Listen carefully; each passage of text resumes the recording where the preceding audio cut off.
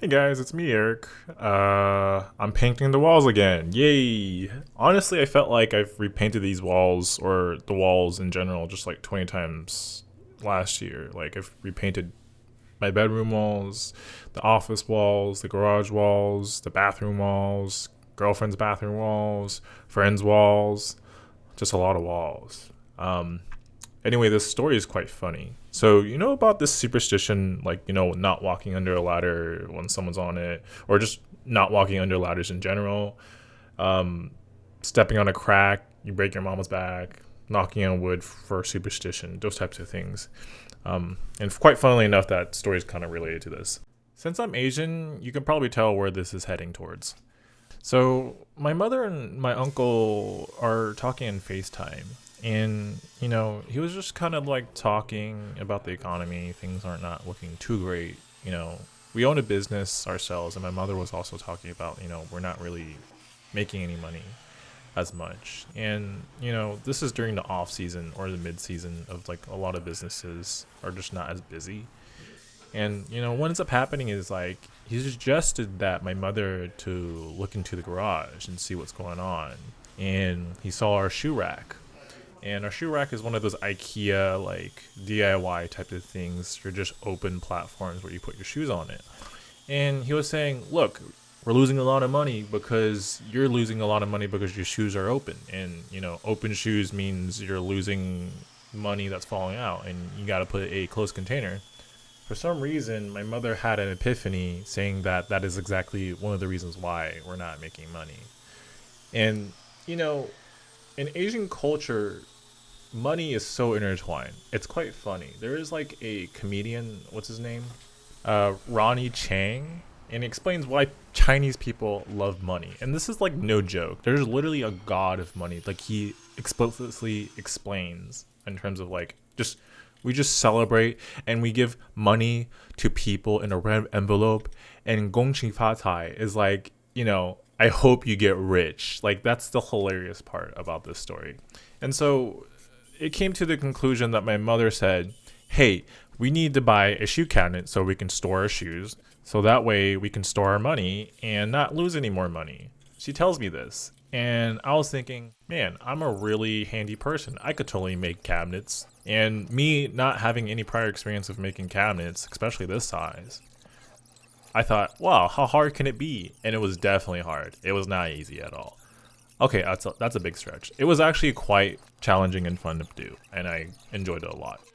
Now, the grand total of all this stuff was around no, I'm just kidding, $1,600. That's also including the cost of like everything from buying the truck salt, the batteries. They came up to $773. I think that is more of an investment in the long term. The hardware, like the consumable stuff, like the screws, the cabinet hinges, as well as the cabinet handle hardwares, came up to about $116. Now, for the plywood, I used about 11 pieces of plywood. They were 3/4 of an inch thick. The shoe cabinet, I used three of those pieces. They were initially one-sided finish, and for the rest of the cabinets, I used double-sided finish. The prices kind of vary within like $5 or $10 depending on the season. So I bought the cabinet for the shoes. They were about $35 a piece for one-side finish. And so they came out to $140 including taxes plus or minus. And then with the final of the like rest of the cabinets, I used 8 pieces of plywood with double side finish, 3/4 inch. They were about 4 feet by 8 feet. That cost me about $560. And so in the grand total of things and everything else, I used around $560 to $600 of plywood. They're really depending on the season and the pricing of plywoods of your local lumberyard. Hardware and handle and hinges were like $90, so they didn't really cost a lot, but it was definitely one of the consumables that was necessary if you don't really want handles. You could totally do like and get away with like holes in the pockets or the doors to open them, but it just I think in terms of more of the aesthetic of what I was going for, black handles was one of the things that I was looking for. Jigs and extra miscellaneous stuff. The cabinet jigs were about $40. Shelf pins of the jigs were $45. Screws were at $16. Hardware handle jigs is about $40. And then the jig pocket screws were about $80. I just didn't want to mess with the pocket jigs that I had, which was just a clamp style, which you had to adjust every time that you adjust it.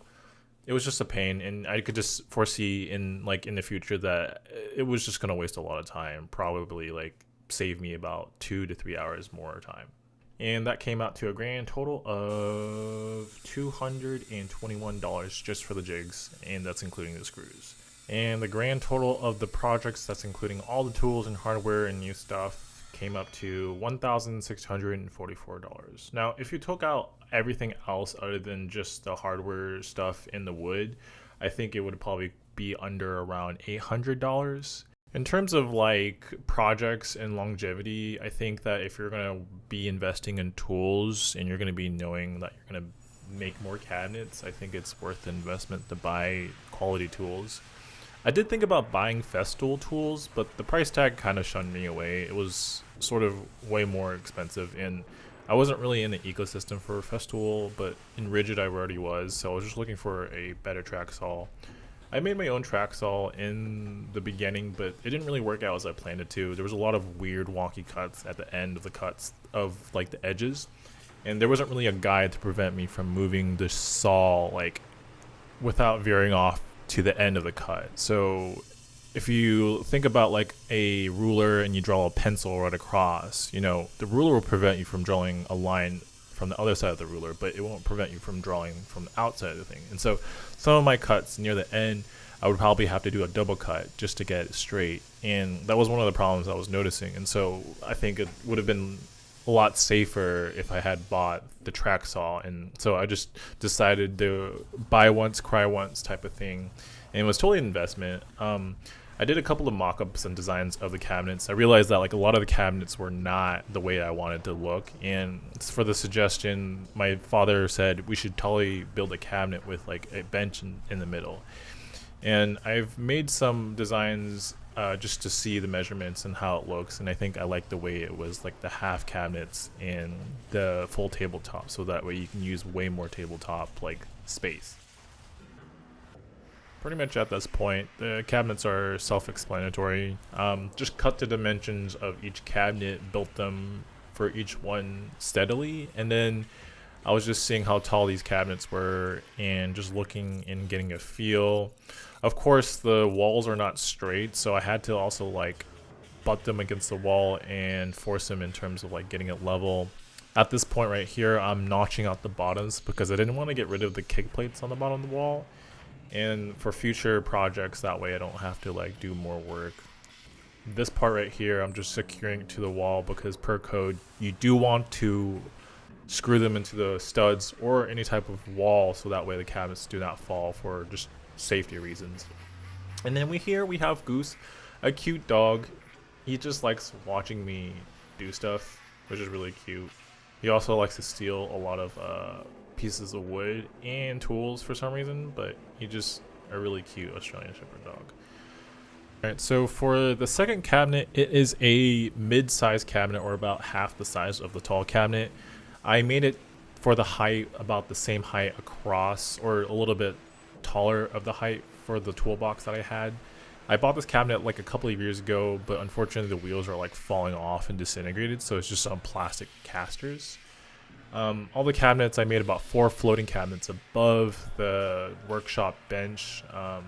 At this point, I was by myself, and I looked at a video a couple of months back, and I remember there was a hint or a tip that I saw was really helpful, and it's by screwing a 2x4 into the studs of the wall and just having it level on the bottom end of your cabinets when you're mounting them. So that way it kind of helps a lot with mounting and not having a second person to hold it while you're trying to mount it. And another pro tip was to measure the distance between each cabinets where the studs are, so that way, and you should pre-drill them or pre-screw the screw readily available for the wall if you need some extra help and assistance. And that was one of the tips that I got from that video.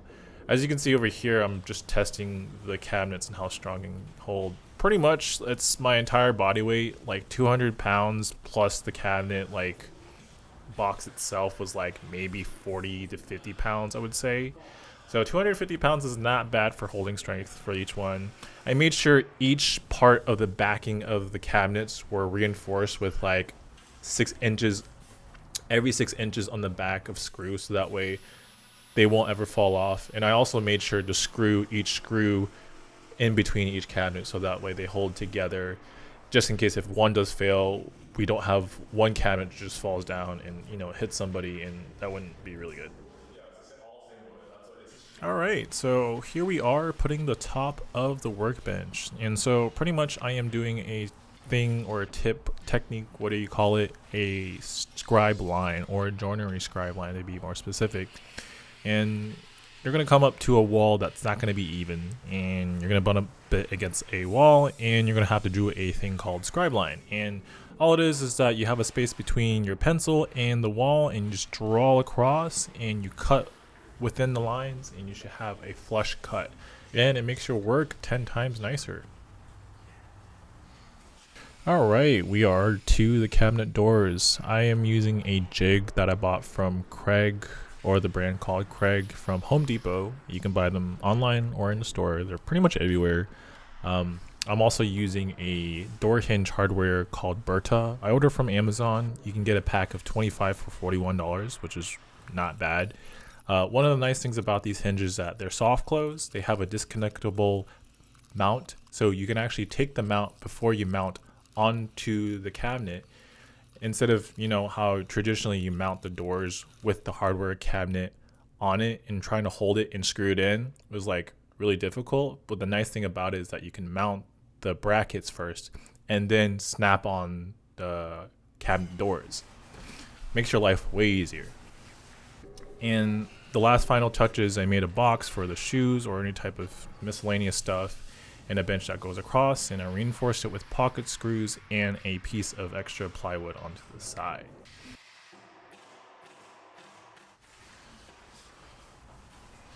And that concludes everything in terms of the wall of cabinets, and maybe it'll make the business much more prosperous. I'm not really sure, but at the end of the day, I think it makes my mother happy. Thanks for watching. I hope you guys enjoyed the video, and I'll see you guys next time. Be safe and Happy New Year's.